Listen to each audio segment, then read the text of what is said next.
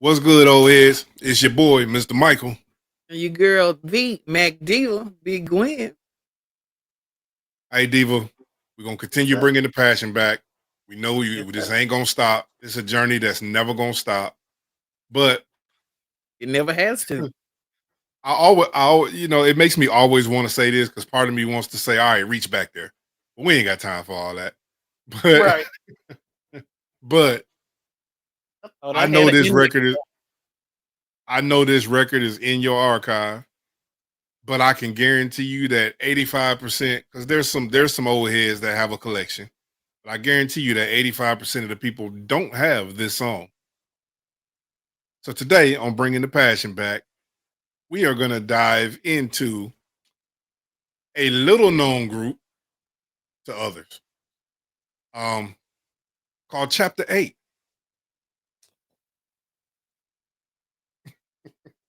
That's it. That's it. Chapter 8. Quick test. If you know who Chapter 8 is, get in the chat and type me. See how many people is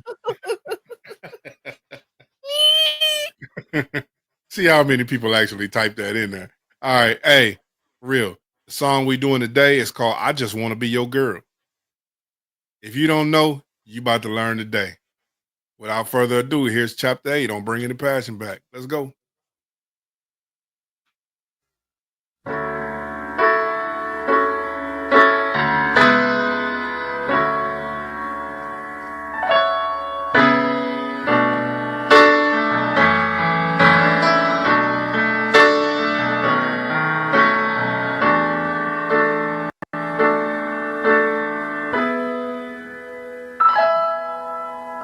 If I find a way to love you,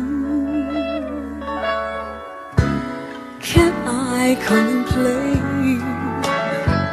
Can I come today inside your loving?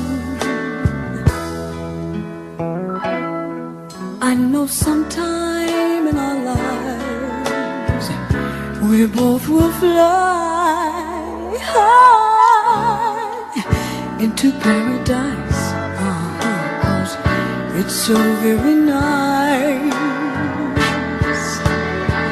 for lovers, and that's why I just want to be your girl. Why won't you just let me be your girl? I just need to be your girl. No matter how long it takes, I've got time. Maybe I'll wait to be yours. That would make me so happy. Love the life you live, and you will give, and I'll be there receiving. Your heart is gonna start believing, believing in me. You know I love you so much.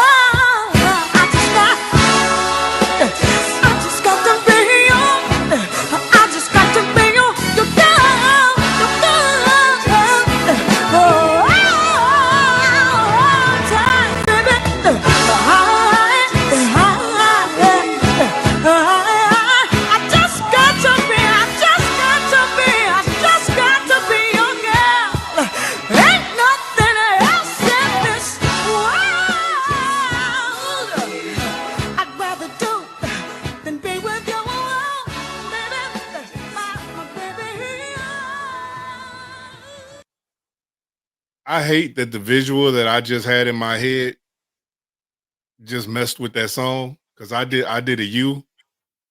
Because at the end, when she started going off and she was like, no matter, and oh, yeah, yeah, doing all that at the end. What was she doing? I s- You're gonna stop making fun of me. But I saw I saw the 5 heartbeats in that scene where he was in the room with his sister and she was singing and she just started snapping and We walked out the haven't room singing. seen it yet. That's what I saw in my head just now. Some people Hey, run. nah, she said, if I can find a way. She started out at the very beginning saying, I want this nigga. She said, Right. if I could find a way. And then she said, no matter how long it takes, I got time. Baby, I'll wait. But the most presumptuous line in that whole song, she said, I made plans for me and you Already. already. Whenever I you say made yep, it's popping. Like it's on. I'm just waiting on you. Good. You come around. Nigga, wear your yeah. suit. I already see our whole Put on future in my put head. on your swimming shoes. Whatever. I already got this shit planned out. Right. Nah. Hey, listen. The thought I wanted to say was they just don't make niggas like they used to. Cause the way that they push them notes out, it's just different, man. Very much. There's look, and here's the thing. It's funny because only a real music head like you and some of the other people that follow us would be able to get what I'm about to say. Because there are singers nowadays that can actually sing their ass off. There are some singers with some great voices, but they don't. But the way that the notes come out, the energy and the passion with which those notes get pushed out the belly, they're just not the same no more. I don't care how good you can sing. There is a sound that comes when you push that note out like that. Especially if you're a person that's not writing your own stuff. If you're not doing that and then they just giving you these songs to sing, I don't know, maybe they don't feel it, or maybe the song is just not enough for that person. Well, I think you hit it on the head right there. It's not even about them writing their own songs because most of the people that we sang from back in the day that we listening to, they had songwriters. You know what I'm saying? Yeah, that's It's true. cool, but it's not even But that. back then, a lot of times was people in the group. Yeah, that's true. That's true. Besides But Gamble and her. what I think it is it's about artist control. So Right. I believe now they're singing songs because the label says this is the trend we need to follow with you. And even the artists that are independent are singing songs that they think people are going to latch onto because that's the trend. Very few artists nowadays are singing songs that they themselves connect to. Right. That's the difference. So back in those days, they were singing songs that by the time the artist's voice came out, you knew that hey, they singing some shit that they like. We believe this shit. We feel this shit. Because them Bailey girls got some awesome ass voices, and the first thing they did was gave them some run of the mill type shit where you don't even get to hear their voices, you just hear the bullshit. Yeah. Or a bigger example of that, and then that you are right, is that I remember when we know what Monica sings like, and when she ended up doing that song every time the beat drops, and the first thing I thought was not for Monica. I could hear Sierra singing that and it sounding right for Sierra, but that's not for Monica.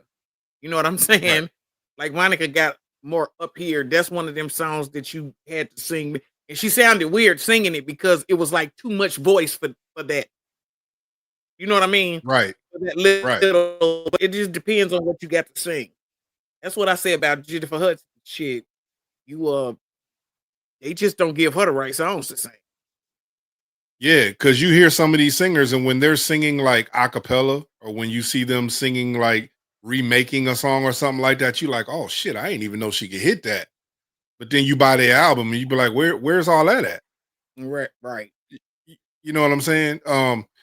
I honestly think that a lot of it has to do with just the artists aren't connecting to the songs anymore. They singing them for the paycheck, but they're not actually connecting But to the song. nobody is actually taking into consideration what style of singer this singer is and what she needs to be singing. Yeah, You know what I'm saying? Jasmine Sullivan, I love her, but Jasmine Sullivan is just like Jennifer Hudson. She hollers a lot. So sometimes it ain't even about notes coming out. It's just the fact that I can make this noise, so I'm making it. right. But whoever be having her in, because she always sing the type of shit that requires what she does. You know what I'm saying? I heard you say the remake. I did not like the remake Jennifer Hudson, what she did with I'm not going. I was like, why are you hollering? And you hollering so much, you changing the words in this. Yeah, I'm gonna be honest with you, and I know everybody else love that song, but I wasn't a fan. I wasn't a fan of that remake either. I think that and the funny thing is, I've heard her sing that song live, and she sounds completely different singing that song live than she did when she recorded it. Thank you. It was a whole different ball game. Yeah, it was like I go all the way back, and I love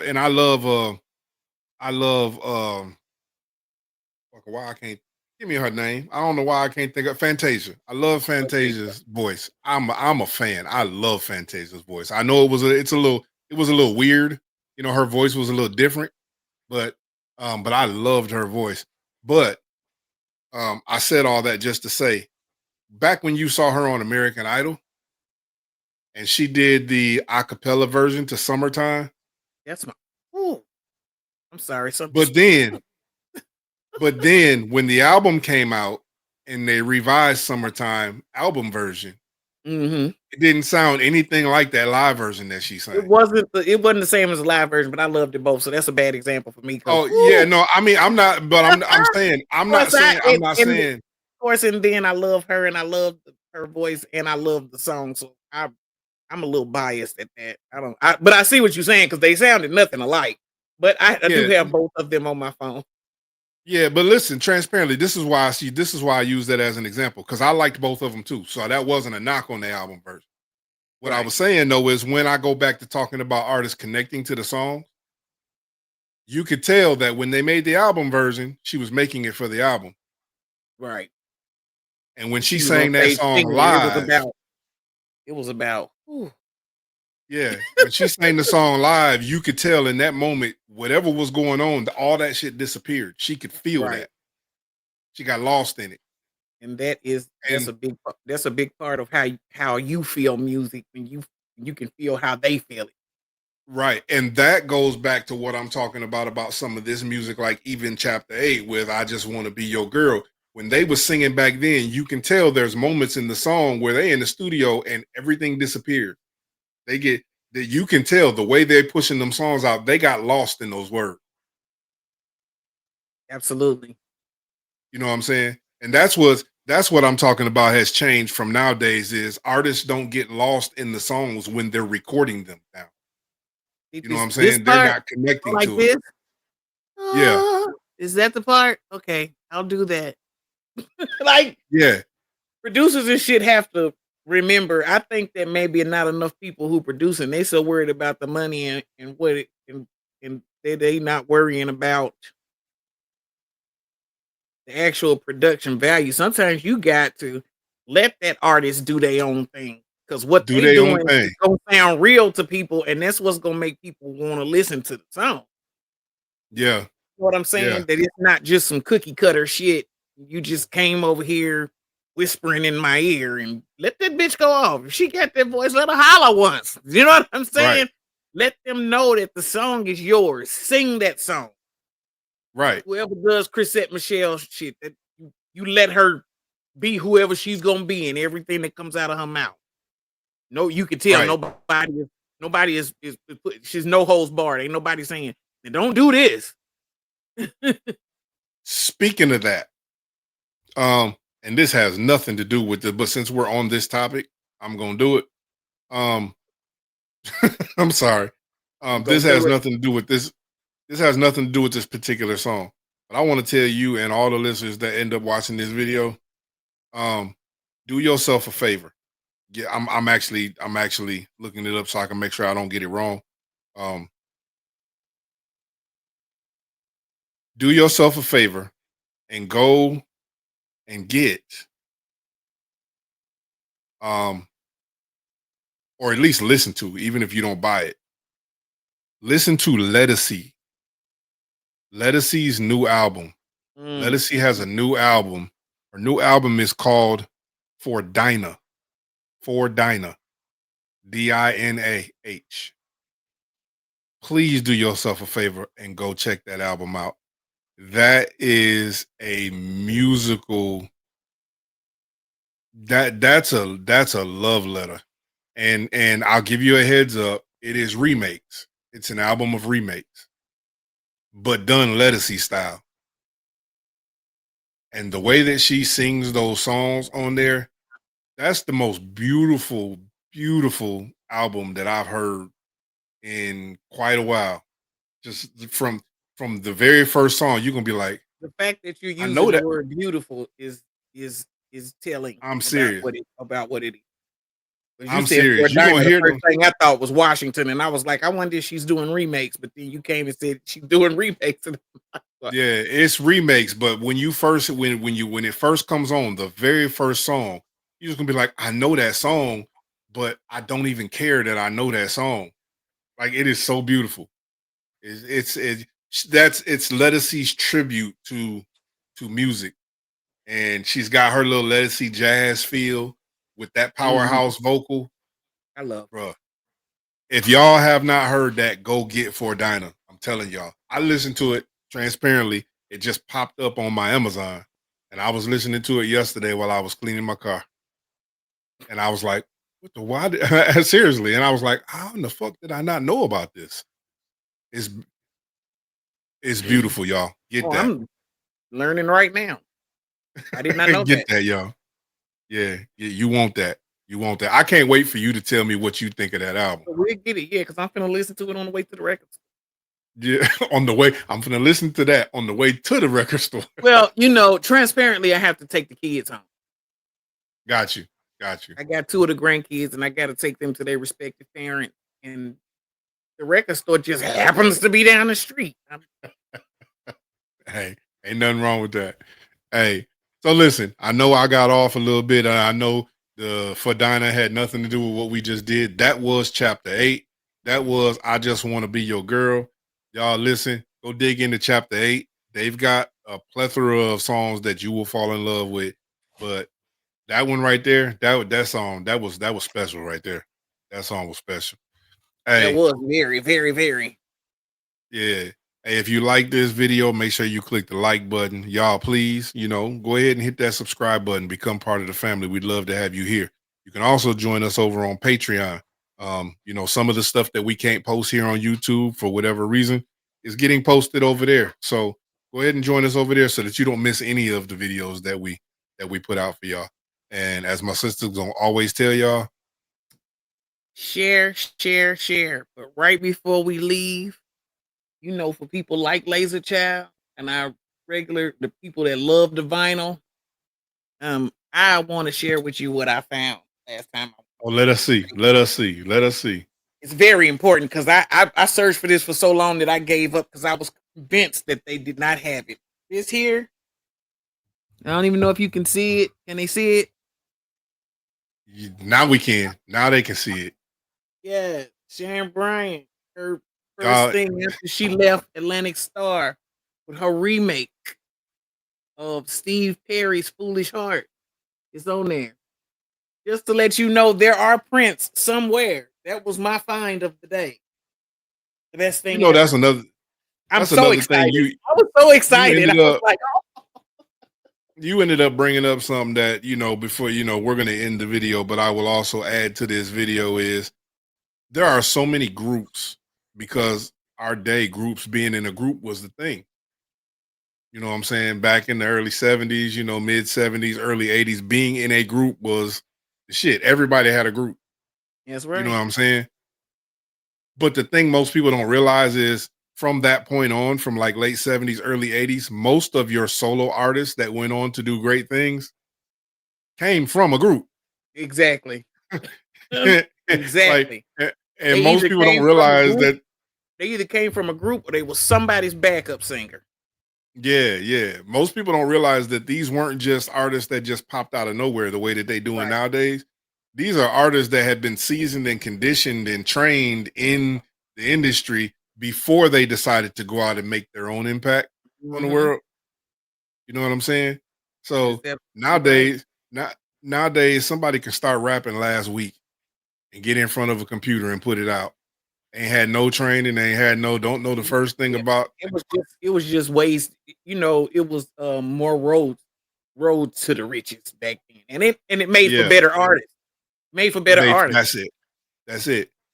That's it. You actually had to love what you do to become successful back then. That's what Because it is. sometimes you had to go and sing somewhere that wasn't you at all. Yeah. It wasn't you at all. Yeah. Shirley Murdoch.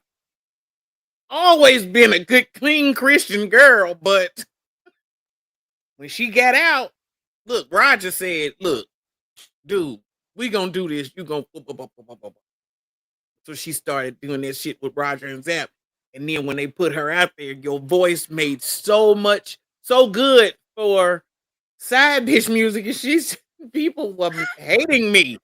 She was like, people were hating me. I was just really singing songs that they gave me because her Right. voice worked with that song, which is what we just talked about. Her voice worked with the song. That's why she had those songs. And then, later on, she went on back to gospel. Crazy. 'Cause more people I remember my brother always saying, she just don't care. Shirley, a hoe.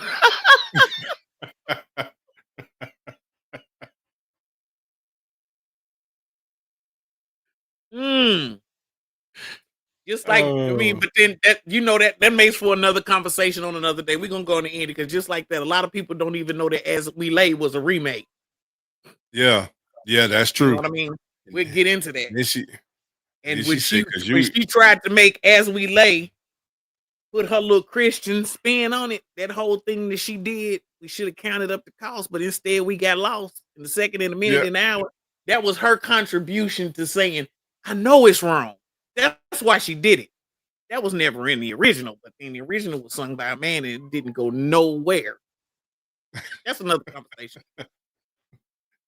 hey, we always do this. Hey, that's it, y'all. Till the next Too time. long. Peace out. Deuce.